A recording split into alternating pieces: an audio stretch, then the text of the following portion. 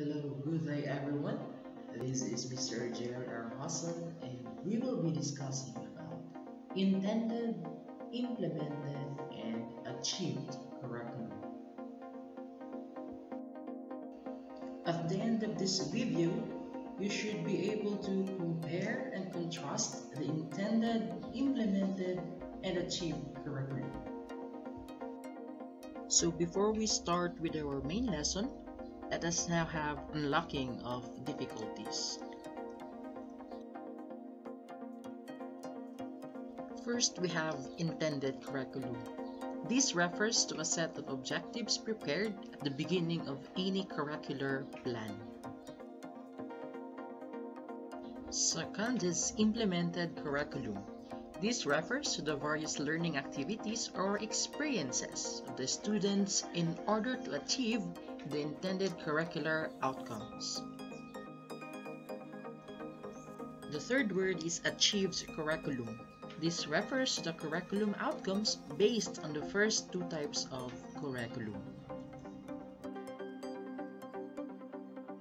In order to fully understand these three types of curriculum, we will first discuss the purpose of curriculum assessment. Curriculum assessment is the process of collecting information for use in evaluation. It is an important part of the system's approach in curriculum development because any information, data collected or obtained through various processes will be analyzed for important decision-making processes. Curriculum assessment may achieve the following purposes. First is it highlights curriculum expectations. Second, it gathers information about what students know and can do.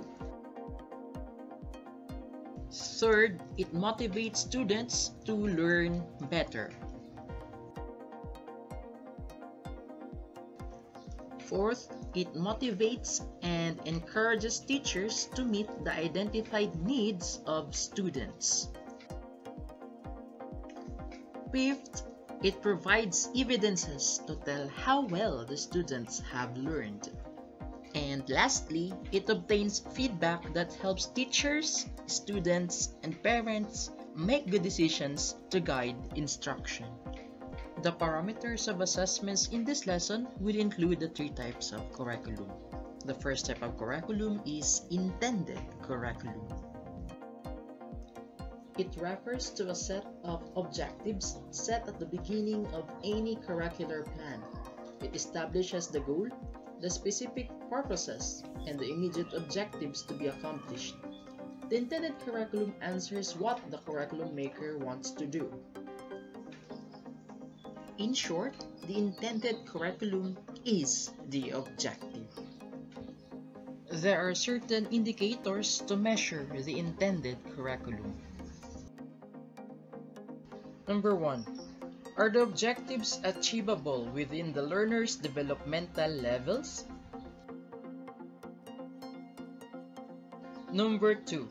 Can the objectives be accomplished within the time frame? Number 3.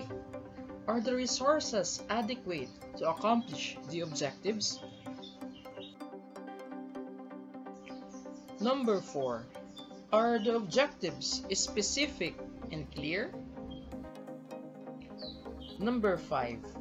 Are there ways of measuring the outcomes of the objectives? Number 6. Are the objectives observable? Number 7. Are the objectives doable? Number 8. Are the objectives relevant? And number 9. Overall, are the objectives smart? The second type of curriculum is the implemented curriculum.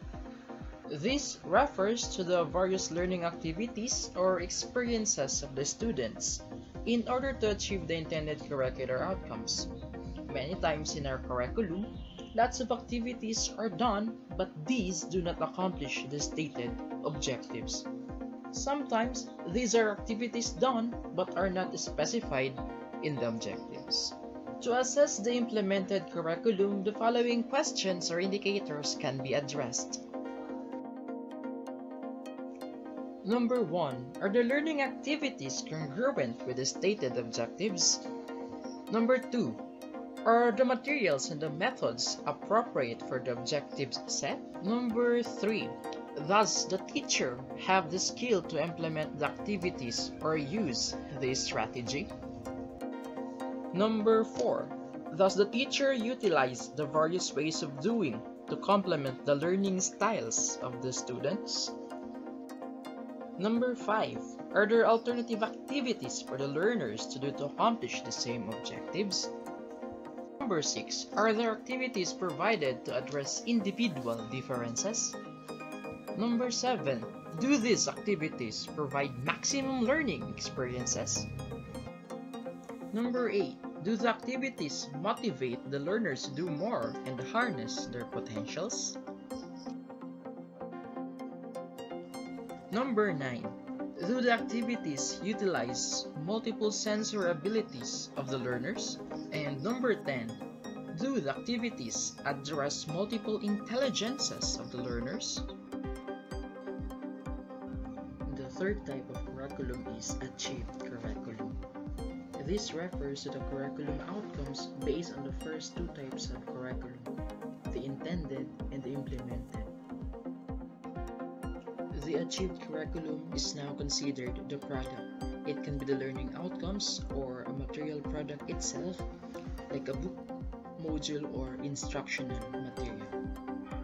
To measure the achieved curriculum, the following questions should be addressed. Number 1. Do the learning outcomes achieved by the learners approximate the level of performance set at the beginning of the curriculum? Number 2. Are the learning outcomes achieved higher or lower than the objectives set?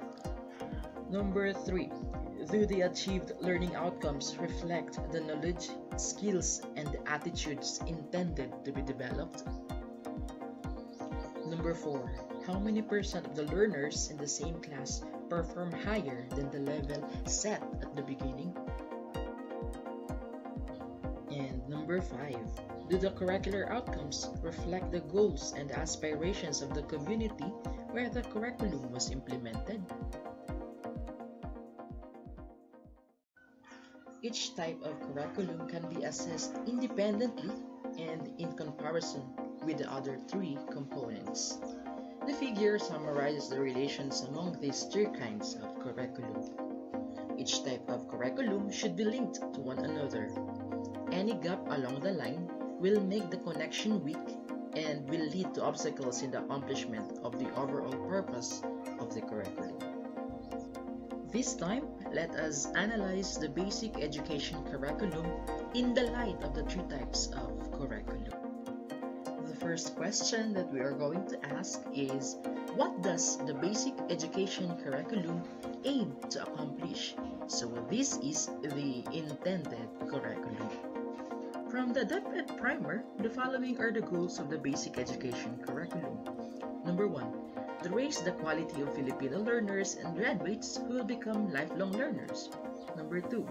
To decongest the curriculum in order that the teachers and learners will be able to contextualize it. Number 3.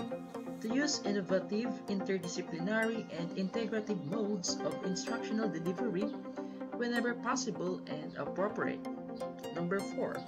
To make values development integral to all learning areas in high school.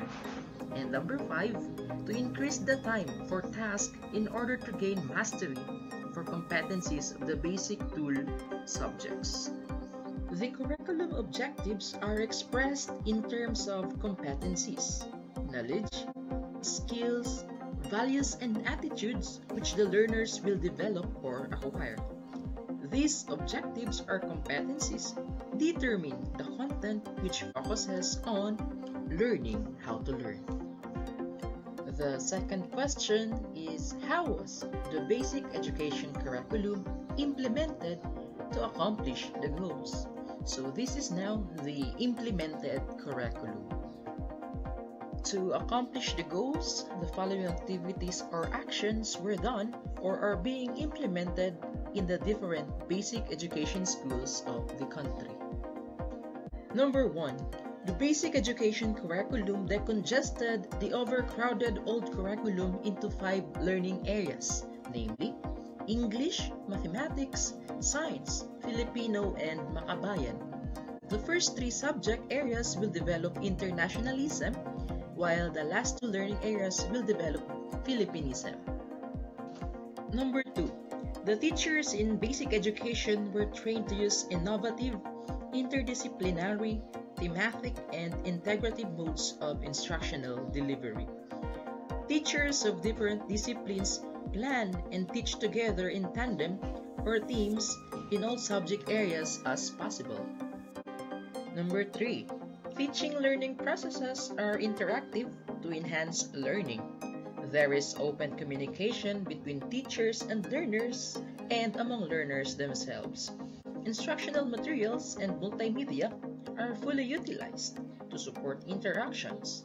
Thus, teaching and learning become more interesting. Teachers consider the learner as an active partner rather than a passive receiver of knowledge. Number 4. English, Science, Mathematics, and Filipino are the basic dual subjects, while Makabayan develops healthy personal and national self-identity. Number 5. Makabayan entails the use of integrated units of learning areas composed of several subjects in the elementary and in the secondary levels. For elementary level, Makabayan is composed of Sibika at Kultura for grades 1 and grades 2, and Heograpiya, Kasaysayan at Sibika or Hekasi for grades 4, 5, and 6.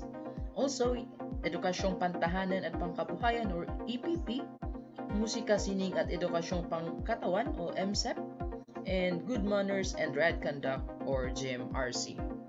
For secondary, Makabayan is composed of the following learning areas: Araling Panlipunan, Technology and Home Economics, Physical Education, Health, Music and Arts, and Edukasyon sa Pagpapahalaga or Values Education. The third question is, what has the basic education curriculum achieved? Or, this is the achieved curriculum.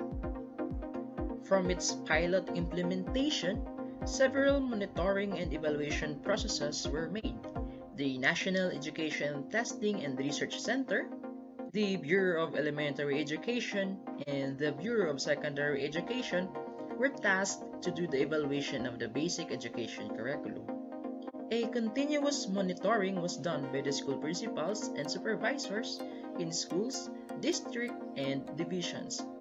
This is referred to as a school-based monitoring to allow curriculum managers to make immediate adjustments and provide feedback to the national offices.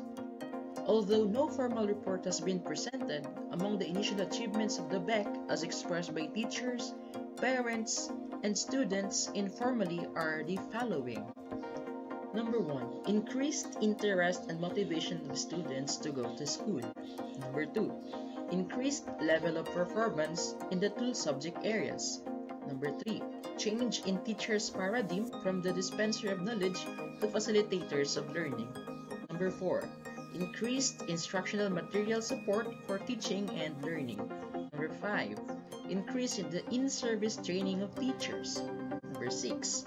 More opportunities of learners to learn on their own. Number 7. Use of varied teaching strategies to complement the learning styles of the students. Number 8. More involvement of other stakeholders in the education of the children. Number 9. More involvement of the school principals in decision-making that relate to curriculum implementation. And number 10. Empowered teachers and school officials. From the initial results, it can be gleaned that in the basic education curriculum, there is a match between the intended, implemented, and the achieved curriculum. Perhaps at this point in time, action research and program evaluation should be done to provide empirical evidence to determine the value and worth of the curriculum.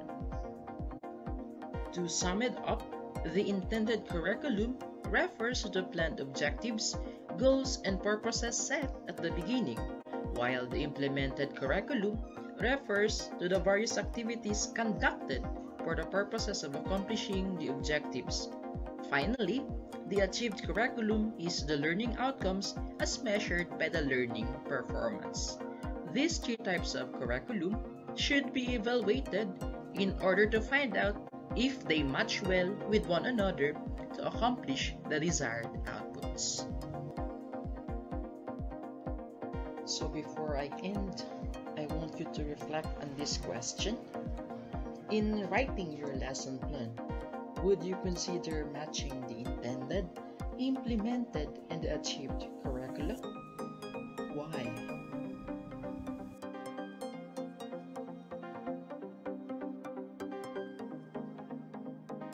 That's the end of my report.